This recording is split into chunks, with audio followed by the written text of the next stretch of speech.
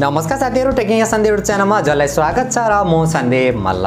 So guys finally Realme ले चाहिँ आफ्नो Realme C21y लाई चाहिँ इन्डियन बजारमा लन्च गरिसकेको छ। एकदमै कमालको फिचर स्पेसिफिकेसनका साथ चाहिँ एकदमै दामी प्राइसमा चाहिँ लन्च गरेको छ। सो यो स्मार्टफोन भने हामीले छिटै नै नेपाली बजारमा पनि देख्न मिल्नेछ। सो आज यसैको बारेमा चाहिँ कुरा गर्नेछु, के फिचर स्पेसिफिकेसन देख्न मिल्छ र हाम्रो नेपाली बजारमा कहिलेसम्म देख्न मिल्नेछ र के कति प्राइसमा चाहिँ देख्न मिल्नेछ सम्पूर्ण जानकारी दिनेछु र भिडियो अन्तिमसम्म हेर्नु होला। त्यो भन्दा पहिला चाहिँ यदि आजको भिडियो मन परे भिडियोलाई लाइक गरेर तलपट्टि देख्न सक्नुहुन्छ रातो बटन, त्यसलाई थिचेर च्यानल सब्स्क्राइब गर्नु होला र साथमा रहेको नोटिफिकेसन बेल आइकनलाई दबाएर अल नोटिफिकेसनलाई पनि अन गर्नु होला, ताकि मैले जति पनि नयाँ भिडियो अपलोड गर्छु सबैभन्दा पहिला नोटिफिकेसन हजुरलाई मिल्नेछ। ओके सो गाइज अब चाहिँ ढिला नगरी आजको भिडियो सुरु गर्न चाहन्छु र Realme C21y को बारेमा कुरा गर्ने हो भने सबैभन्दा पहिला चाहिँ म यसको डिजाइन, डिस्प्ले र बिल्ड क्वालिटीबाट चाहिँ सुरु गर्न चाहन्छु।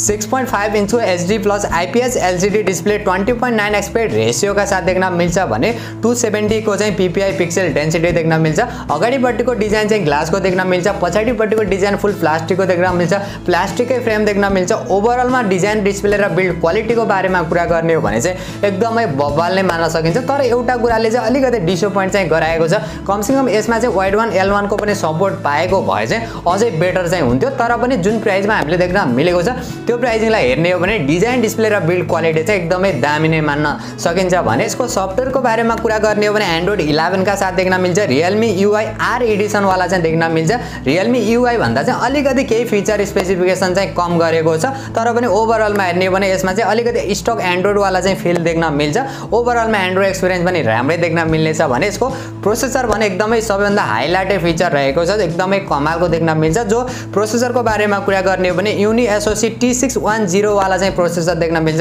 12 नैनोमिटर फेब्रिकेसनमा बनेको छ। भने CPU र GPU को बारेमा कुरा गर्ने हो भने 2 कोर Cortex A75 र 6 कोर Cortex A55 को चाहिँ CPU देख्न मिल्छ। भने GPU को बारेमा कुरा गर्ने हो भने Mali G52 को चाहिँ GPU देख्न मिल्छ।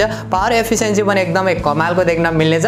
ओभरअलमा यो प्रोसेसरको बारेमा र यसको गेमिङ पर्फर्मेन्सको बारेमा कुरा गर्ने हो भने एकदमै बब्बलको देख्न मिल्छ। हामीले मिडियाटेकको Helio G35 भन्दा चाहिँ बेटर पर्फर्मेन्स चाहिँ हामीले यसमा देख्न मिल्नेछ। यसको अन्तुतु स्कोर र ओभरअलको यसको रिभ्यू हेर्ने हो भने चाहिँ मिडियाटेकको Helio G70 भन्दा पनि बेटर देख्न मिल्छ भन्ने कुराहरु चाहिँ आएको छ। अब यो त टेस्ट पछि मात्र थाहा हुने कुरा हो। र ओभरअलमा कुरा गर्ने हो भने जुन प्राइसिङमा हामीले देख्न मिल्दैछ त्यो प्राइस सेगमेन्टमा चाहिँ एकदमै बब्बलको चाहिँ गेमिङ पर्फर्मेन्स चाहिँ हामीले देख्न मिल्नेछ। भने यसको क्यामेराको बारेमा कुरा गर्ने हो भने पछाडिपट्टि हामीले तीनवटा क्यामेरा देख्न मिल्दैछ। जो मेन क्यामेरा चाहिँ 13 मेगापिक्सल, सेकेन्ड र थर्ड क्यामेरा भने 22 मेगापिक्सलको देख्न मिल्दैछ, प्लस LED फ्ल्यास पनि रहेको छ। भने यसको अगाडिपट्टिको सेल्फी क्यामेरा चाहिँ हामीले 5 मेगापिक्सलको देख्न मिल्छ। अगाडि पछाडिबाट हामीले 1080 पिक्सलको भिडियो रेकर्ड गर्न सकिन्छ 30 FPS मा। ओभरअलमा क्यामेरा फिचर र क्वालिटी पनि राम्रै मान्न सकिन्छ प्राइसिङलाई हेर्ने हो भने। अरु फिचर, अरु सेन्सरहरुको बारेमा कुरा गर्ने हो भने अलिकति डिसअपोइन्ट गराएको कुरा चाहिँ हामीले यसमा कुनै पनि फिजिकल फिंगरप्रिन्ट सेन्सर चाहिँ देख्न मिल्दैन। यो कुरा दिएको भए चाहिँ एउटा प्लस पोइन्ट चाहिँ हुन्थ्यो। फेस अनलक सेन्सर देख्न मिल्छ। 3.5 mm को हेडफोन ज्याक देख्न मिल्छ। HDR को पनि सपोर्ट रहेको छ। पोनोरोमा सेन्सरको पनि सपोर्ट देख्न मिल्छ। प्रोक्सिमिटी भयो, गाइरोस्कोप भयो, अरु सानातिना फिचर सेन्सरहरु मजाले देख्न मिल्छ। डेडिकेटेड माइक्रो SD कार्ड को पनि स्लट रहेको छ। ड्युअल नानो सिम स्लट को पनि सपोर्ट देख्न मिल्छ। यसमा अर्को डिसअपोइन्ट गराउने कुरा चाहिँ हामीले पछाडिपट्टि चाहिँ स्पिकर देख्न मिल्छ। ब्याक फायरिङ स्पिकर देख्न मिल्छ।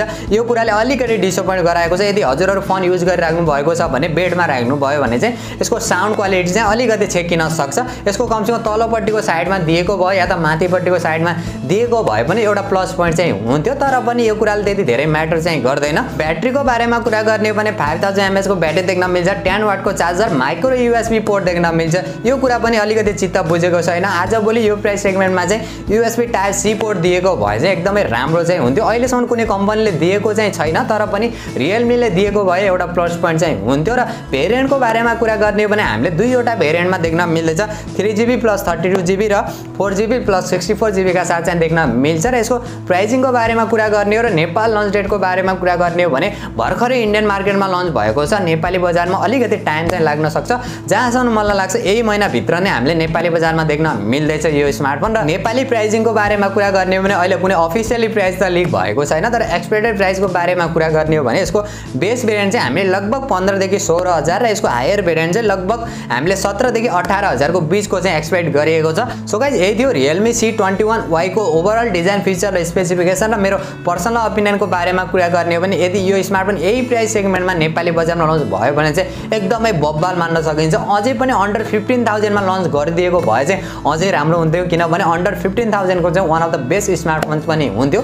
ओभरअलमा हेर्ने भने यसको सबभन्दा हाइलाइटेड फिचर भनेको यसको प्रोसेसर रहेको छ, जो एकदमै बब्बाल रहेको छ। यो प्राइस सेगमेन्टमा यो खालको पावरफुल वाला प्रोसेसर पाउनु भनेको नि एकदमै ठुलो कुरा हुन जान्छ। अरू कम्पनीले अहिलेसम्म भन्ने दिएको छैन, जो Realme ले एकदमै राम्रो काम गरेको छ। र यही प्राइस सेगमेन्टमा केही दिन वेट गर्नुहुन्छ भने माइक्रोमैक्स कम्पनीको तर्फबाट पनि एउटा माइक्रोमैक्स इन्टु बी आउँदैछ, त्यो पनि एकदमै राम्रो स्मार्टफोन रहेको छ। यिनी दुईटा स्मार्टफोनमा चाहिँ दुईटाको टक्कर हुनेवाला छ। ओभरअलमा दुईटा स्मार्टफोन एकदमै बब्बाल रहेका छन्। सो हजुरहरू भने यिनी दुईटा स्मार्टफोन मध्ये चाहिँ कसको चाहिँ वेट गरेर बस्नु भएको छ र Realme C21y लाई लिएर कति एक्साइटेड हुनुहुन्छ र हाम्रो नेपाली बजारमा कुन प्राइसमा लन्च भइदियो जस्तो चाहिँ लागेको छ त्यो भने कमेन्ट गर्नु होला। र यदि आजको भिडियो मन परे भिडियोलाई लाइक गरेर तलपट्टि देख्न सक्नुहुन्छ रातो बटन, त्यसलाई थिचेर च्यानल सब्स्क्राइब गर्नु होला र साथमा रहेको नोटिफिकेसन बेल आइकनलाई दबाएर अल नोटिफिकेसनलाई पनि अन गर्नु होला, ताकि मैले जति पनि नयाँ भिडियो अपलोड गर्छु सबैभन्दा पहिला नोटिफिकेसन हजुरलाई मिल्नेछ।